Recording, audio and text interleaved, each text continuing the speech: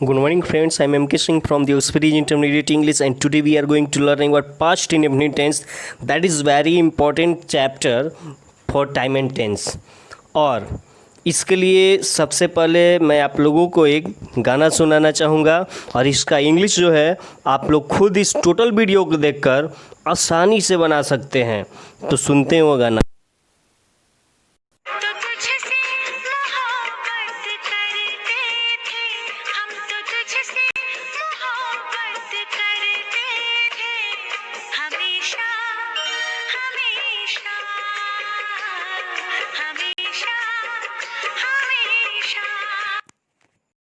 दोस्तों ये जो गाना जो था इसमें बोला गया है हम तो तुझसे मोहब्बत करते थे हमेशा हमेशा, यानी कि हम तुझसे हमेशा मोहब्बत करते थे। इसी का इंग्लिश आप लोगों को बनाना है। दोस्तों अगर ये आपको वीडियो अच्छा लगे तो अंत तक देखिए और लाइक शेयर और सब्सक्राइब ज़रूर कीजिएगा। चलते हैं अब आगे का वीडियो देखने के लिए।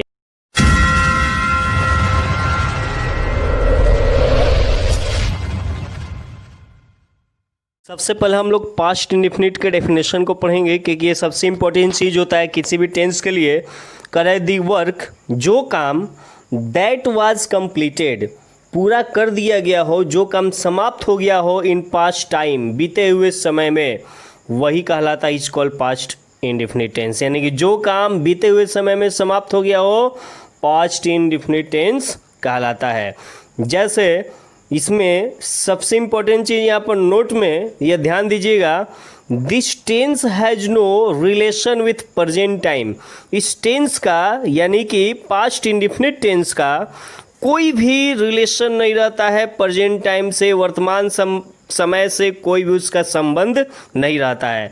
यानी कि पास्ट इंडेफिनिट में हम लोग टुडे, नाउ यह सब का प्रयोग कभी नहीं करेंगे। जस्ट ये सब का प्रयोग कभी नहीं होता है क्योंकि यह प्रेजेंट टाइम होता है। इसलिए पास्ट टाइम यानी कि पास्ट इंडेफिनिट में पास्ट टाइम का ही हमेशा यूज हम लोग करते हैं, जो आगे की क्लास में बतलाया जाएगा।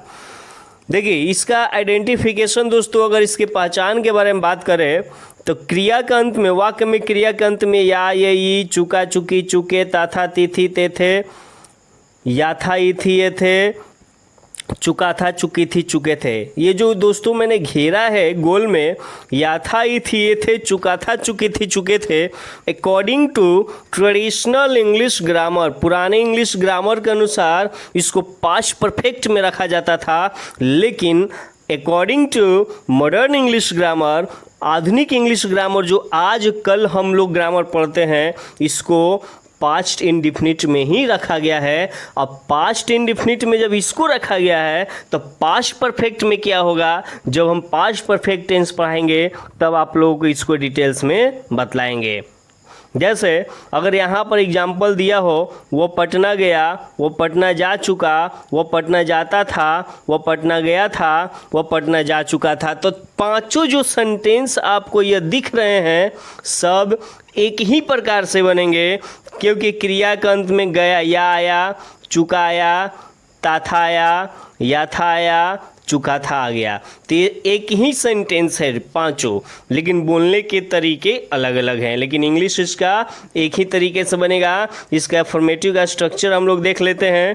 पहले सब्जेक्ट वी रीड टू, तब हम लोग ऑब्जेक्ट का प्रयोग वहाँ पर करते हैं। तो इसका इंग्लिश बनेगा वह पटना गया, वह हो गया सब्जेक्ट, गया जो हो गया अदर वर्ड हो गया, यहाँ पर गया जो है वर्ब हो गया, अब पटना अदर वर्ड हो गया। तो इसको बनाएंगे ही वेंट टू पटना। ये पांचों का इंग्लिश होगा ही वेंट टू पटना। बहुत आसानी से यह बन गया। अब देखिए जैसे मैंने तुम्हारा नाम अपने हथेली पर लिखा, तब मैंने यानी कि आई लिखना का सेकेंड फॉर्म रोट। यह चीज़ हमेशा दोस्तों याद रखिएगा कि V2 का प्रयोग हम लोग केवल पास्ट इंडेफिनिट के अफर्मेटिव सेंटेंस में ही करते हैं, निगेटिव इंट्रोगेटिव बाकी किसी चीज़ में नहीं होता है। जैसे प्रेजेंट इंडेफिनिट में पढ़े थे हम लोग कि V5 का प्रयोग हम लोग प्रेजेंट इंडेफिनिट का अफर्मेटिव में करते थे, उसी तरह से V2 का प्रयोग पास्ट इंडेफिनिट का अफर्मेटिव में होता है। और V2 जो है याद रखना जरूरी है इस टेंस के लिए। तो आई रोट योर नेम, तुम्हारा नाम, ऑन माई पाम, अपनी हथेली पर। आई के साथ अपना का इंग्लिश हो जाता है माई।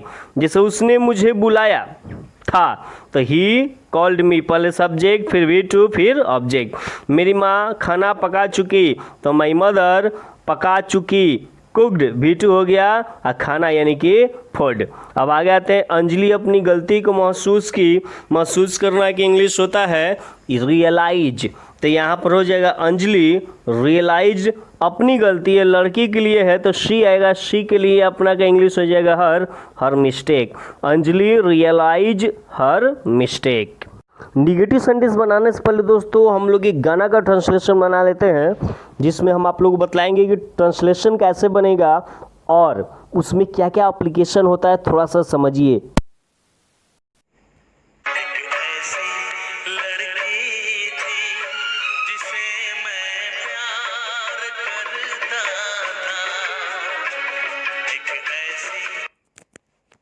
देखिए दोस्तों, इसमें कह रहा है कि एक ऐसी लड़की थी जिसे मैं प्यार करता था। तो यहाँ पर सबसे पहले इसको तोड़कर बनाएंगे हम लोग, आसानी से ये बनेगा, ध्यान से समझिएगा। कह रहा है कि एक लड़की थी, कौन एक लड़की थी, यानी कि सब्जेक्ट पता नहीं, जब सब्जेक्ट नहीं रहता है तो सेंटेंस की शुरुआत हम लोग देयर से करते हैं, देयर वाज अ गर्ल।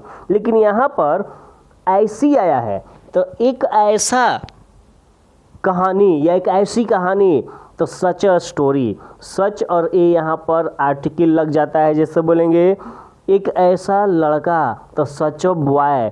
उसी तरह से यहाँ पर हो जाएगा ऐसी लड़की, तो सच अ गर्ल, और एक ऐसी लड़की थी यानी कि there was such a girl.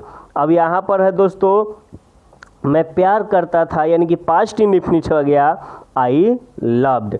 और फिर यहाँ पर है पूरा सेंटेंस, एक ऐसी लड़की थी जिसे मैं प्यार करता था। पहले हम बनाएंगे एक ऐसी लड़की थी, जिसका इंग्लिश यहाँ पर है there was such a girl, और जिसे जो है दोस्तों यह कंजक्शन का काम करता है, वाक्य को जोड़ता है।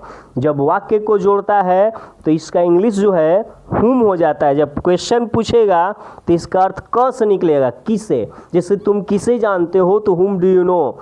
तो यहाँ पर जब वाक्य को जोड़ता है तो इसका अर्थ ज से निकलता है, और इसका हिंदी मीनिंग हो जाएगा जिसे। तो यहाँ पर आसानी से सेंटेंस को जोड़ सकते हैं, there was such a girl, एक ऐसी लड़की थी, हुम यानी कि जिसे, आई लव्ड, मैं प्यार करता था। आई होप कि आप लोगों को समझ में आ गया होगा। अब आगे निगेटिव सेंटेंस देखते हैं। देखिए निगेटिव के लिए स्ट्रक्चर होता है कि सब्जेक्ट बाद डिड के बाद नॉट लगा देंगे, फिर वर्ब का पहला फॉर्म। अभी मैंने तुरंत बतलाया था कि केवल अफर्मेटिव सेंटेंस में ही हम लोग वर्ब के दूसरे फॉर्म का प्रयोग करते हैं, बाकी कोई भी सेंटेंस आ जाए पास्ट इंडेफिनिट में तो डिड का यूज होगा और V1 का प्रयोग होगा। जैसे यहाँ पर दिया है, तुमने मेरे लिए बाजार से खिलौना नहीं लाया, तो तुमने नहीं लाया तो यू डिड नॉट ब्रिंग खिलौना, यहाँ पर आ गया तो बन जाएगा अटवाय, बाजार से फ्रॉम मार्केट, मेरे लिए फॉर मी, तो you did not bring a toy from market for me. वो पढ़ने के लिए गांव के बाहर नहीं गया था, तो ही डिड नॉट गो, वो नहीं गया था आउट ऑफ हिज विलेज, अपना गांव, तो ही के साथ अपना के इंग्लिश ही हो जाएगा फॉर स्टडी, पढ़ने के लिए।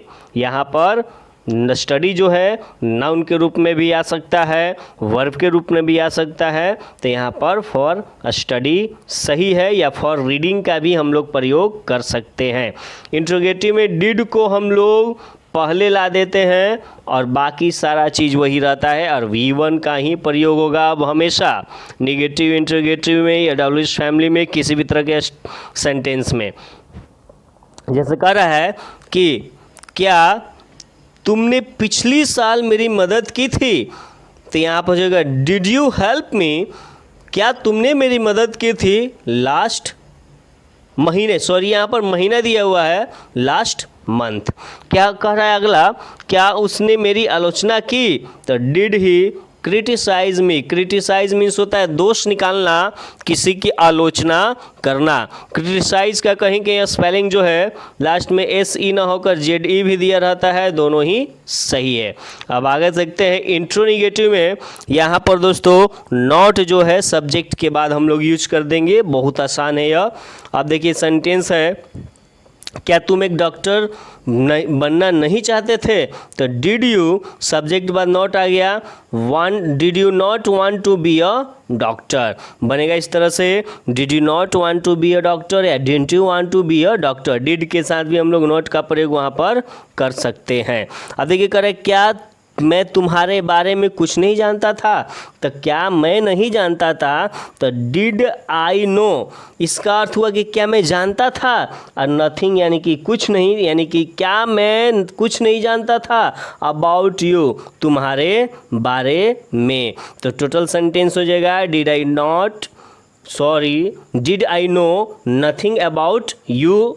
इस तरह से बना सकते हैं, या ऐसे भी बना सकते हैं, did I not know anything about you. इस तरह से दोनों सेंटेंस सही है, दोनों तरह सही। अब आते हैं हम लोग WH फैमिली के बारे में। इसमें WH वर्ड को हम लोग जोड़ देते हैं, बाकी सारा चीज़ वही रहता है। इंट्रोगेटिव जो हम पढ़े उसमें WH वर्ड को पहले जोड़ देंगे। जैसे यहाँ पर सेंटेंस है कि तुमने मेरे साथ ऐसा क्यों किया, तो why did you do such means ऐसा, विथ मी यानी कि मेरे साथ। पहले WH वर्ड आया, फिर डिड आया, उसके बाद यहाँ पर सब्जेक्ट आया, उसके बाद वर्ब आया डू, और उसके बाद अदर वर्ड यहाँ पर आ गया सच विथ मी। तुम्हें यह पद कब मिला, यानी कि तुमने यह पद कब पाया, तो when did you get this post. अब आगे आते हैं इसका निगेटिव में करना क्या है कि सब्जेक्ट के बाद हम लोग को नॉट जोड़ देना है, बाकी सारा चीज़ वही रहेगा। उसने मुझे कौन सी कलम नहीं दी थी, तो which pen did she not give me. तुमने अपने जीवन में कठिनाइयों का सामना क्यों नहीं किया, तो why did you not face, माने होता है सामना करना, डिफ़िकल्टीज कठिनाइयों का, in your life. Why did you not face difficulties in your life. अब दोस्तों आगे हम लोग देखते हैं, ध्यान से समझिएगा।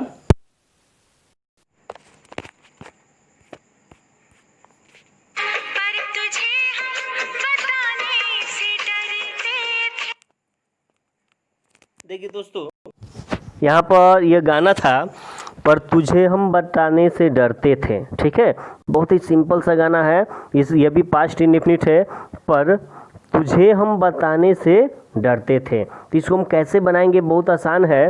बट हम डरते थे, यानी कि आई फियर मीन्स डरना, V2 हो जाएगा, आई फियर्ड टू टेल यू। तुम्हें बताने से यहाँ पर इन्फिनिटी टू का प्रयोग किया गया। दो वर्ब को हटाने के लिए 2 + V1 का प्रयोग होता है। But I feared to tell you. इस तरह से दोस्तों आप लोगों का यह पास्ट इंडेफिनिट जो है समाप्त हो चुका है, और इसका टाइम एंड टेंस जो है हम लोग अगले वीडियो में पढ़ेंगे। तब तक के लिए thanks for watching this video.